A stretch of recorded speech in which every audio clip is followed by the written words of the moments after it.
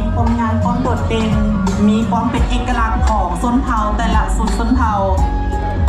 คือว่าน้องๆของพวกเขานี่ก็ถือว่าผ่านการประกวดมาแล้วมีตำแหน่งมีมงมาแล้วเป็นพวกเขาได้นำมาเสนอให้บรรดาท่านได้รับชมในเวทีอันทรงคุณค่านี้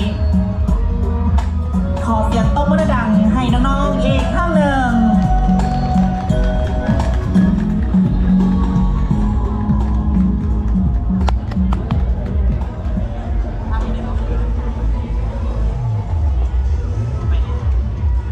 เจ้าบรรดาท่านผู้ชมและตอนนี้ก็ถือว่าน้องๆของพวกเราก็ได้โชว์ความงามอยู่ที่ทางด้านหน้าเวทีของพวกเรากันเลยฉะนั้นเราจะมาสัมภาษณ์น้องๆกันก่อนมาน้องๆมีได้ตำแหน่งอย่างหรือว่าผ่านเวทีอันใดมาเนี่ยเขาจะมาสัมภาษณ์ไปพร้อมๆกันเป็นจะในบรรดาท่านผู้ชมงามบอทางน้ำขอเสียงต้องมาได้หนักอีกข้างหนึ่งเขาจะมาเริ่มสัมภาษณ์น้องคุณทวีเป็นกรมาเพิ่นเคยประกวดเวทีใดมาแล้วได้มงนี่แม่นได้จากได้ตำแหน่งใดแล้วก็ซื้ออย่างเอียจังใดเนาะเริ่มจากน้องทวีเลยน้องซื้อโบนาทองมาจากตัวสวัสดิ์อายุ8 ปีมาจากโรงเรียนอักษรสวรรค์โดยขอเสียงตบมือให้น้องอย่างก่อนเรียนอักษรสวรรค์น้องซื้ออย่างโบนาทองน้องโบนัสนั่นเองเนาะน้องมีความรู้สึกจังใดที่ว่ามางานของพวกเราหรือว่ามาเดินแบบแฟชั่นโชว์ให้บรรดาแขกกับพวกเราได้โชว์ไปนำกันตื่นเต้นบอตื่นเต้นน้องมีความตื่นเต้นเนาะ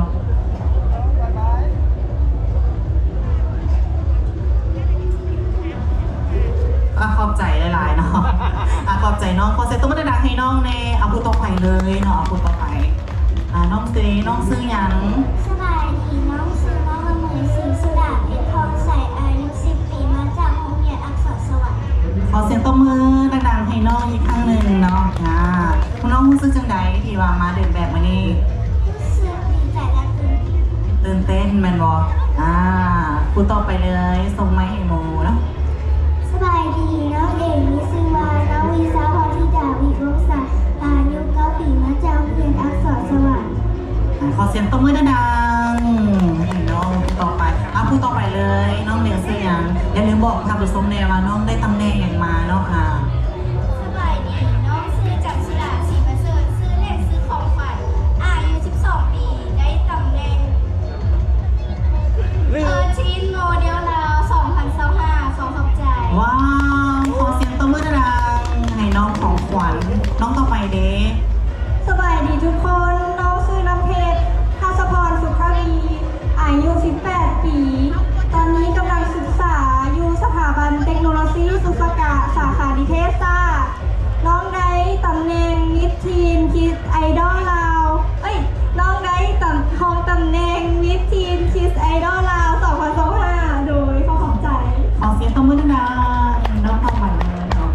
สบายดีหมูน้อยสุธิดาบรรณวงศ์อายุ17 ปีมาจากโรงเรียนมส.เวียงจันทร์น้องได้ตำแหน่งมิสทีนไอดอล2025ว้าวผู้ต่อไป Hello everyone my name is Kitty Hello Sumpu I'm 40 years old and I'm Miss Preteen International Laos 2025 สวัสดีทุกคนน้องชื่อว่า Kitty Hello Sumpu อายุ13 ปีเป็นได้รับตำแหน่ง Miss Preteen International Laos 2025ขอขอบใจสบายดีหลานชื่อนางนาลินศรีสุวรรณอายุ15 ปีมาจากโรงเรียนไซสมพรน้องได้รับตำแหน่งมิสทีนโมเดลลาว2025ขอขอบใจสบายดีน้องชื่อว่าน้องน้ำเพชรจันทร์มีวันทำใจอายุ8 ปีมาจากโรงเรียนสุพรรณบุรีวันนี้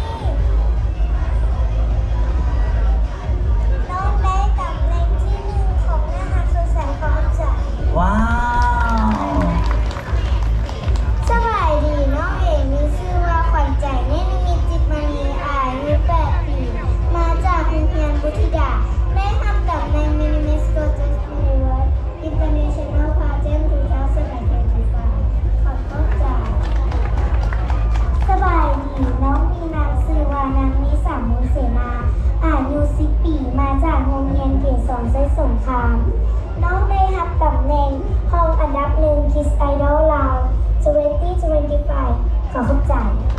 ขอเสียงตบมือดังๆให้กับน้องๆทั้งหมดเนาะอีกครั้งหนึ่งเจ้าบรรดาท่านผู้ชมลำดับต่อไปความน่ารักของน้องๆยังบ่หมดเพียงเท่านี้เขาจะให้น้องๆโซเต้นบัสโลปให้บรรดาทานได้รับชมกันก่อนในบทเพลงที่มีชื่อว่าสาวเสียงขวบเป็นจะไหนน้องๆพร้อมบอโซความน่ารักให้บรรดาทานผู้ชมได้รับชมไปพร้อมกันถ้าพร้อมแล้วขอเสียงตบมือดังๆ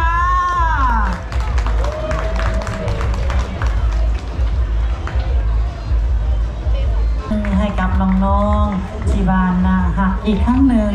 และนี่ก็ถือว่าเป็นการเต้นโชว์จากน้องๆที่บ้านได้รับตำแหน่งแต่ละตำแหน่งมาให้บรรดาทานผู้ชมได้ฝากได้มาต้อนน้ำกันเนอกถือว่าเป็นการเต้นโชว์บัสโลปสาวเสียงขวางนั่นเองบรรดาทานผู้ชมที่เคารพต่อไปพวกเขายังจะมีหลายรายการการแสดงเพื่อสร้างความเบิกบานมวลซืนให้งานเทศกาลอาหารลาวประจำปี2026นี้รายการต่อไปพวกเขายังมีรายการบทฟอนที่มีชื่อว่าขับทุ่มหลวงพระบางจากทีมศิลปะบัวลับพานั่นเองจะเป็นอะไรขอเชิญบรรดาทานติดตามหักทรงไปพร้อมๆกันขอเสียงตบมือดังๆต้อนรับ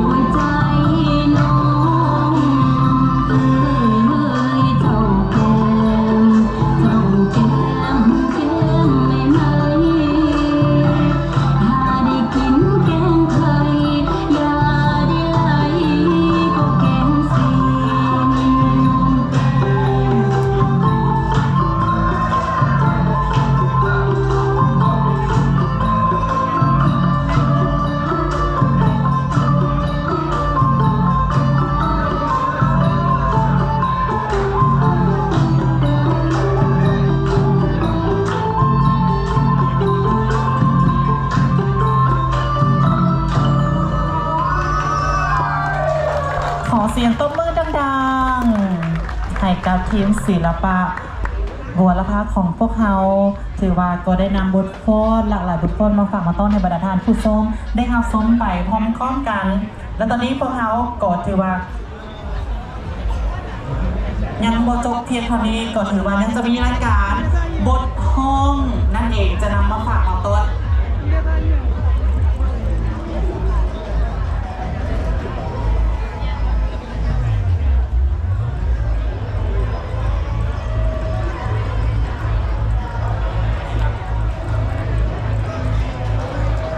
เจ้าไปนะครับคุณผู้ชมที่เคารพกันตอนนี้ก็ถือว่ายังมีบทข้ออีกหนึ่งบทข้อที่จะนำมาฝากมาต้องจากน้องๆทีมงานของเขาซึ่งมีบทข้อนี้มีชื่อว่า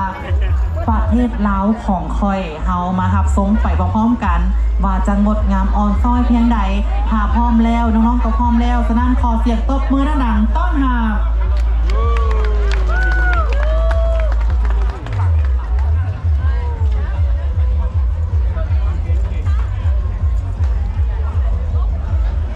เจ้าถือว่าน้องๆของพวกเขาก็ได้มาประจำที่อยู่ที่เทิงเวทีของพวกเขาแล้วฉะนั้นขอเชิญประธานหับสมด้วยความมเซินขอเชิญ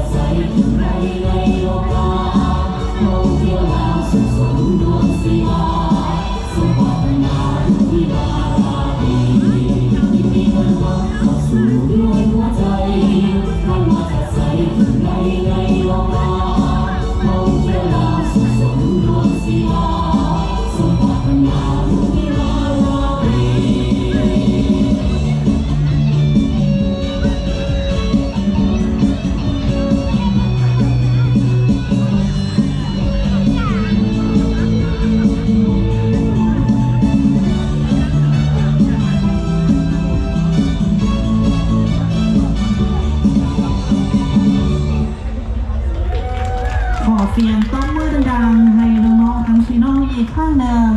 และนี่ก็ถือว่าเป็นการโซบทฟอนประเทศลาวของค่อยจากน้องๆทั้ง4น้องด้วยกันมาตรฐานผสมที่เคารพและตอนนี้พวกเรายังจะมีบทห้องที่มีสื่อว่าขับนักสะดุ้งจากครูโจโจจากค่าย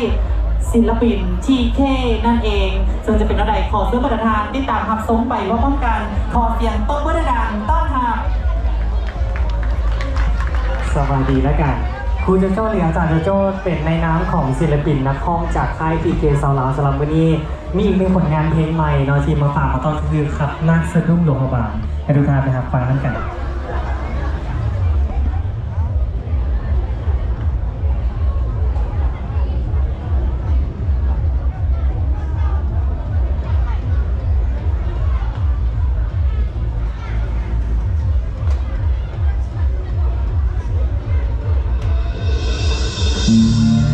ข้ามข้าเจ้านั้นลูกแค่เงาห้องรำรา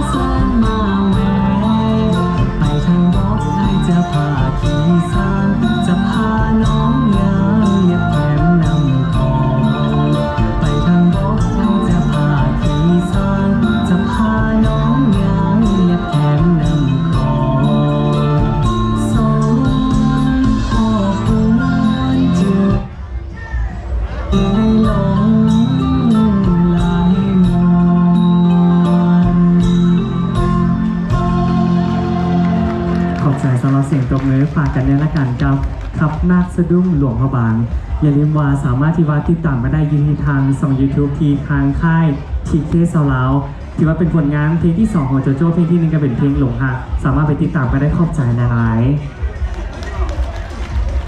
ๆ เจ้าขอเสียงตบมือดังๆอีกครั้งหนึ่ง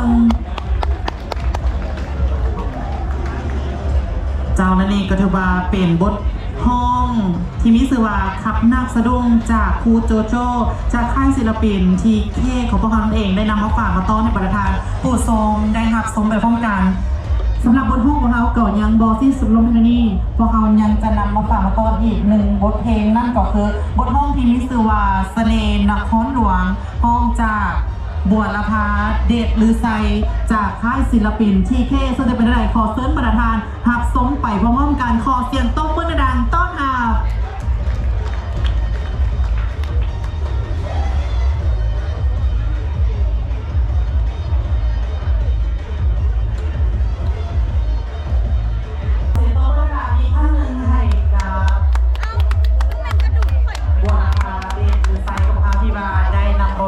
ห้องมาฝากมาต้อนสื่อว่าบทเพลงเสน่ห์นครหลวงนั่นเองบรรดาท่านผู้ชมที่เคารพต่อไปพวกเขายังจะมีการโชว์เดินแบบจากน้องๆซึ่งจะ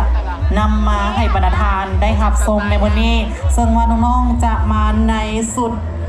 ลาวประยุกต์นั่นเองเขาจะมาเบิ่งกันว่าจะมีความงดงามแบบใดเขาจะมาลุ้นไปพร้อมกันด้านของบรรดาท่านอยากติดตามรับชมได้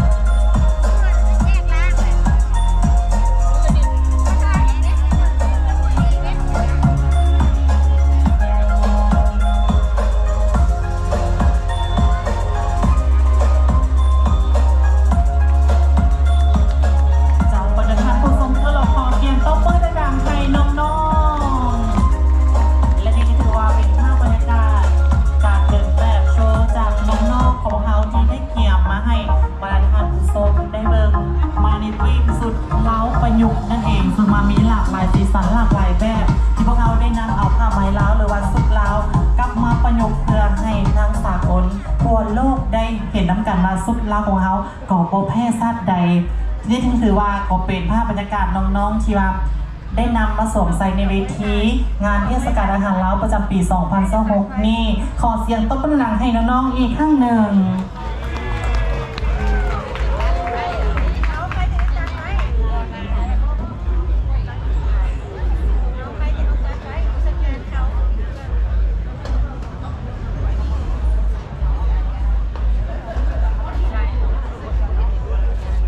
ขอเสียงตบมือดังอีกครั้งหนึ่งขอเชิญน้องๆพักผ่อนได้อย่าเฝ้าเลยลูกอย่าเฝ้า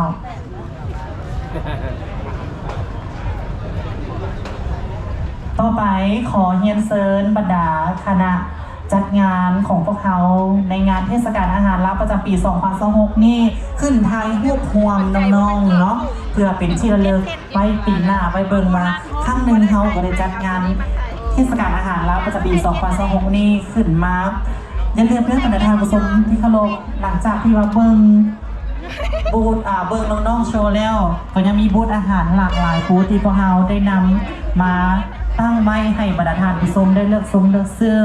บ่ว่าจะเป็นบูธขายประเภทอาหารของกินอย่างพวกเรามีหลากหลายสามารถเลือกชมเลือกซื้อย่างตามงานเทศกาลอาหารของเราได้เลยอีกทั้งหนึ่งเราขอเชิญเสริมบรรดาคณะจัดงานของพวกเราขึ้นไทยรวบรวมน้องๆ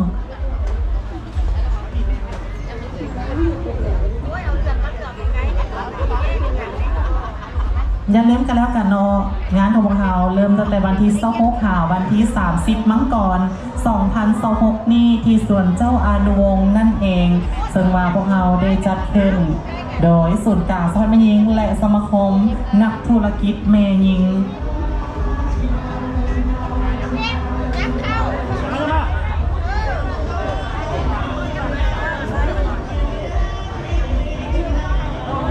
และนี่ก็เป็นภาพบรรยากาศการถ่ายรูปรวมน้องๆที่ว่าได้รางวัลตำแหน่งมาจากหลายเวทีเนาะถ่ายรูปรวมกับคณะจัดงานเทศกาลอาหารลาวประจำปี 2026 นี่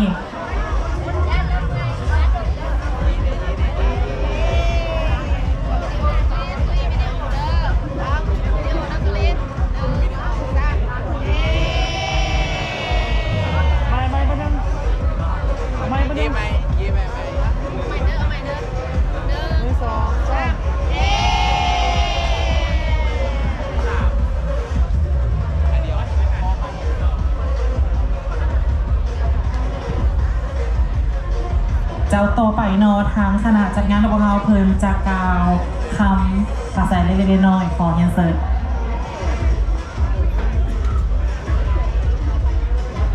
ต่างนาคณะรับผิดชอบงานเทศกาลอาหารลาวประจำปี 2026 เนาะข้าพเจ้าสุริพรพรหมวงศาหัวหน้าห้องการสมาคมธุรกิจแม่หญิงลาวต่างนาคณะพร้อมด้วยสายสมรประธานสมาคมนักธุรกิจแม่หญิงแขวงสวรรณเขตซึ่งพวกเขาเป็นเจ้าภาพงานในวันนี้ขอแสดงความรู้บุญคุณและขอบใจหลายๆนำผู้ชมทั้งหลายเนาะที่ว่ามาแต่ทั้งเหนือฮอดทั้งใต้มาทุกสารทิศโดยเฉพาะอยู่นครหลวงเวียงจันทร์ที่ว่าบรรดาท่านได้เข้าร่วมชมหลานน้อยของพวกเขาแสดงทั้งแสดงทั้งห้องทั้งฟ้อนและทั้งเดินแบบลูกๆหลานๆก็น่าฮักหลายแสดงความขอบใจหลายๆบริษัทLT โซนจำกัดขอเสียงตบมือให้ลูกหลานอีกวันหนึ่งแล้วพวกเขามีนัดกันมืออื่นเด้อกับลูกหลานนี่แหละแต่ว่าเพิ่นจะมาในสีสันใหม่เนาะแล้วเพิ่นจะใส่ชุดงามพามาฟ้อนลำวงกับบรรดาท่านแขกต่างประเทศใน11ประเทศอาเซียนพวกเขามีนัดกันอยู่ในมืออื่นเวลาเก่าเด้อขอบใจหลายๆพบกันมืออื่นเด้อสบายดีแล้วพวกเขาจะมีเพลงห้องเพลงรวมนอกจากนี้ครับขอบใจน้ำลูกหลานแต่ว่าบรรดาท่านที่บอกเฝ้าเมืองยังเบิ่งพวกหลานห้องเพลงได้ยังโชว์ได้ต่อไปเด้อขอบใจหลายๆขอมอบเวทีให้ลูกคนนี้เลยเจ้าก็ขอบใจหลายๆจากคณะรับผิดชอบจัดงานของเขาเพิ่นกล่าวคำขอบใจมายังบรรดาท่านผู้ชมที่มาชมในงานเทศกาลอาหารเราในครั้งนี้เขาขอบใจหลายๆเซินทานพักผ่อนได้แล้วต่อไปขอเซินน้องๆเขาพักผ่อนได้และเขายังจะมี รายการบทห้องเพลงมาฝากมาต้อนบรรดาทานผู้ชมอีก2บทเพลงด้วยกันก่อนจะสิ้นสุดในงานในมื้อนี้3เนาะพอดีเป็น2บทเพลงโอเค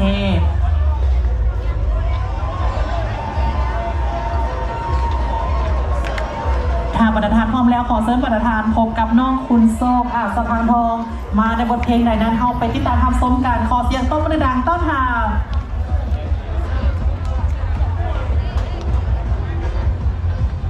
สบายดี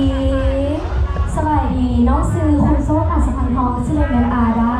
จะมาห้องเพลงในบทเพลงที่มีชื่อว่า Set Fire to the Wind Hello everyone, good evening I will going to sing a song, this song called Set Fire to the Wind ขอเสียงที่ท่านรับฟังฟังได้เลย Thank you โอเคต่อไป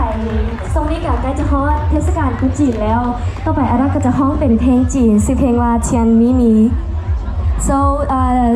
now is very near Chinese New Year so the next song I will sing is Chinese song my accent is not that good so this song is called เทียนมิมีขอเชิญค่ะนักโซฟังได้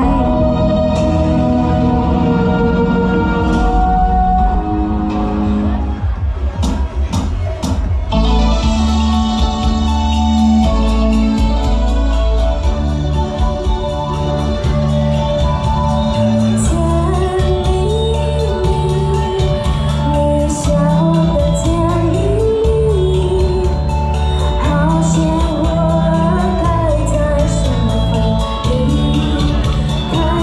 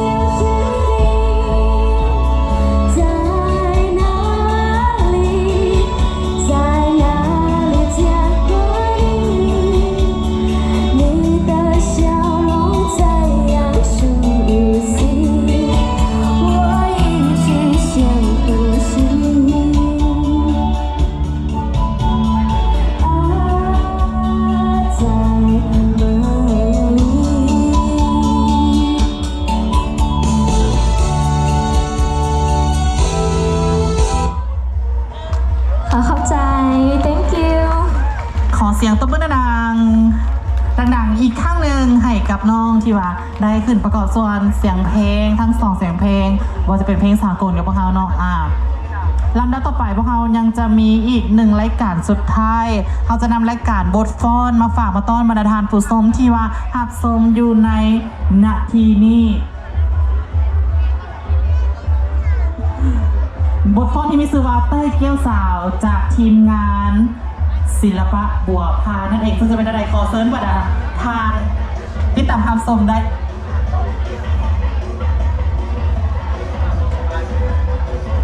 ขอเชิญบรรดาทานติดตามครับชมไปพร้อมกันขอเสียงต้นกระดานให้กับทีมงานศิลปะบัวละพาด้วย